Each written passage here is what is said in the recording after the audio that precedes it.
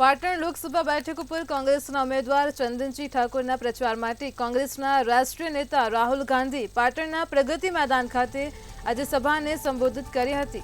આ તકે રાહુલ ગાંધીએ ભાજપ પર આકરા પ્રહારો કર્યા હતા। સાથે જ તેમણે કહ્યું કે ભાવનગરના જે મહારાજા હતા તેઓએ દેશ માટે જે કર્યું છે, પોતાનું રાજ્ય દેશને સમર્પિત કર્યું છે, ત્યારે તેઓને હું યાદ કરું છું અને તેઓને ધન્યવાદ કરું છું, તેમજ તેઓનું હું સન્માન કરું છું। તો બીજી તરફ રાહુલ ગાંધીના રાજા મહારાજાઓ વિશે કરેલા નિવેદનના વિરોધમાં પાટણ ક્ષત્રિય સમાજના આગેવાનોએ ટીબી 3 રસ્તા ખાતે કાળા વાવટા ફરકાવી વિરોધ પ્રદર્શન કર્યો હતો અને જેથી પોલીસે 12 લોકોની અટકાયત કરી હતી।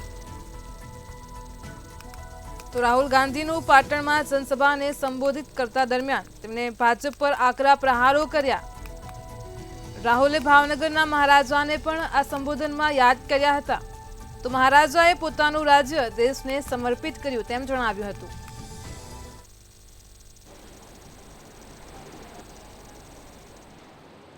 જે પ્રમાણે લોકસભાનું ઇલેક્શન હવે ગણતરીના દિવસો બાકી રહ્યા છે, ત્યારે રાજ્યની અંદર પણ જોરશોરથી પ્રચાર અને પ્રસાર શરૂ થઈ ચૂક્યો છે।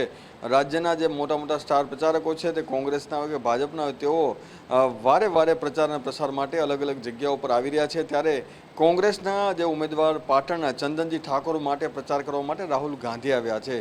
રાહુલ ગાંધી છે, તેમણે સ્ટાર પ્રચારક તરીકે તેમનું નામ છે ને પાટણની અંદર તેઓએ આજે એક સભાને સંબોધન કર્યું હતું, જેની અંદર કોંગ્રેસના તમામ જે મોટા નેતાઓ છે તેમજ ગુજરાતના પ્રભારી પ્રદેશ પ્રમુખ શક્તિસિંહ ગોહિલ સહિતના જે હોદ્દેદારો છે તેઓ હાજર રહ્યા હતા। આ સાથે જ જે 3 જે સીટો છે અલગ અલગ બનાસકાંઠાના ગેનીબેન ઠાકોરની, રામજી ઠાકોરની અને સાથે ચંદનજી ઠાકોર છે, તેઓ 3 સીટો માટે તેમણે જે પોતાની જે પ્રચાર છે તે કર્યો હતો।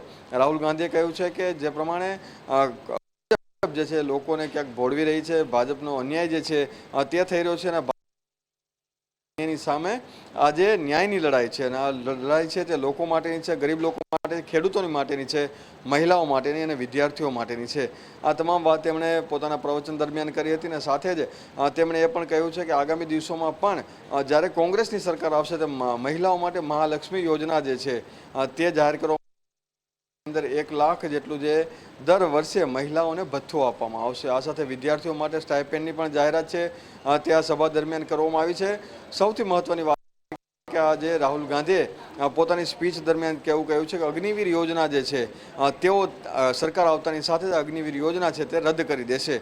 સાથે સૌથી મહત્વની વાત આંખે આવી છે અને તમામ જે લોકો જે અત્યારે વાદ વિવાદની વચ્ચે જે ચાલી રહ્યા છે કે રાજા મહારાજા અને રાજપૂતો માટે જે લોકો વિવાદિત ટિપ્પણીઓ કરી રહ્યા છે, રાહુલ ગાંધીએ પણ એક ટિપ્પણી કરી હોવાનો જે ભાજપે આક્ષેપ કર્યો છે, તેને લઈને યુટર્ન જે છે રાહુલ ગાંધીનો અત્યારે જોવા મળ્યો છે। રાહુલ ગાંધીએ પોતાની સભા અને પ્રવચન દરમિયાન અંતમાં તેમણે કહ્યું છે કે ભાવનગરના રાજા કૃષ્ણકુમાર સિંહજીએ દેશ માટે જે પોતાનું રાજ્ય સૌપ્રથમ આપ્યું અને સાથે જ તેમની જે યોગદાન બદલ અમે તેમના આભારી છીએ। તમામ જે લોકો છે, કોંગ્રેસના તમામ લોકો છે તે પણ આભારી છે। આ પ્રમાણે તેમણે પોતાના જે કૃષ્ણકુમારસિંહજી પ્રત્યેનો પોતાનો પ્રેમ છે તે પણ દર્શાવ્યો છે। સાથે જ જે પ્રમાણે થોડા દિવસ અગાઉ રાહુલ ગાંધીએ રાજા મહારાજાને જે ટિપ્પણી કરી હતી તેને લઈને ક્ષત્રિય સમાજના જે અમુક લોકો છે તેના દ્વારા જે રાહુલ ગાંધીનો વિરોધ કરવામાં આવ્યો હતો અને વિરોધ કરતાની સાથે પોલીસ દ્વારા 12 જેટલા જે લોકો છે તેની અટકાયત કરવામાં આવી હતી। તમામ લોકોને ત્યાંથી ખસેડી દેવામાં આવ્યા હતા અને ત્યારબાદ આ જે સભાને સંબોધન રાહુલ ગાંધી દ્વારા કરવામાં આવ્યું છે।